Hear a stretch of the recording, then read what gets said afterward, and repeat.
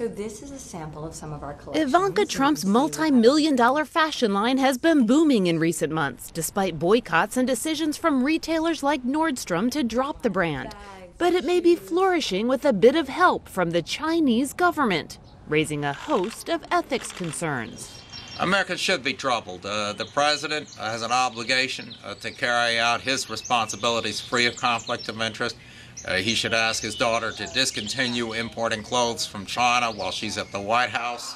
On the campaign trail, Donald Trump made fixing China's unfair trade practices a common theme. Shortly after taking office, President Trump signed an executive order aimed at cracking down on trade abuses and abusers. They're cheaters.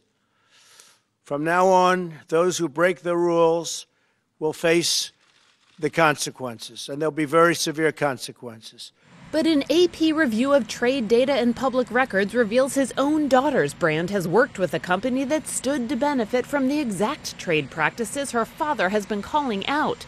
And the identities of the Chinese companies Ivanka Trump's brand does business with have become more secretive than ever. Since Ivanka Trump took on her White House role in March, more than 90% of the companies that exported her goods over the past 5 months have not been publicly disclosed. That's a far cry from just 3 years ago when a full 95% were named.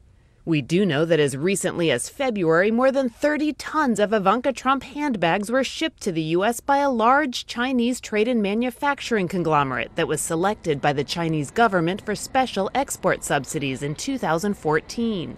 Details about how that program was implemented are murky, but World Trade Organization rules ban most export subsidies, which drive down costs, in this case for Chinese companies, giving them a competitive edge in world markets. Costs can also go down for the importers, but subsidies hurt workers in countries like the United States who are trying to compete. It seems very unfair to any company which is operating on market principles to have to compete with imports that are really assisted by the foreign finance ministry or treasury. In addition to the handbags, tons of Ivanka Trump dresses, sweaters, skirts, and tops were exported by a Chinese state-owned company between 2013 and 2015. It's unclear if her brand currently sources from state-run companies because it refuses to release a list of its suppliers. In a statement, Ivanka Trump's company maintained it doesn't directly contract with foreign states or state-owned enterprises, nor does it benefit from foreign subsidies.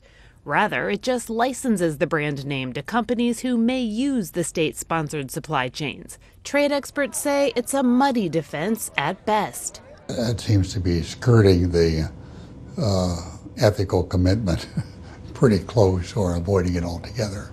Last year, China agreed to eliminate a wide range of export subsidies after the Obama administration brought a complaint to the WTO.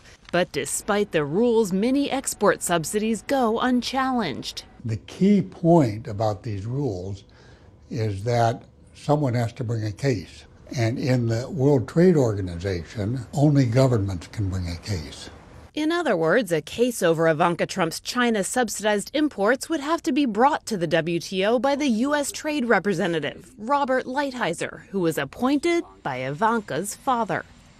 Kelly Daschle, Associated Press.